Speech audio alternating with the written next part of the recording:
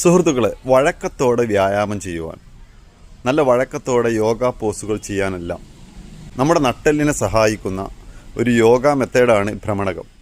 നമുക്ക് പരിശീലിക്കാം, ആരോഗ്യം നിലനിർത്താം. Thank you. ഇതുപോലെ കാല് വൈഡാക്കി നിവർന്നിരുന്ന് വൈഡായിട്ട് സ്ട്രെച്ച് ചെയ്യാം.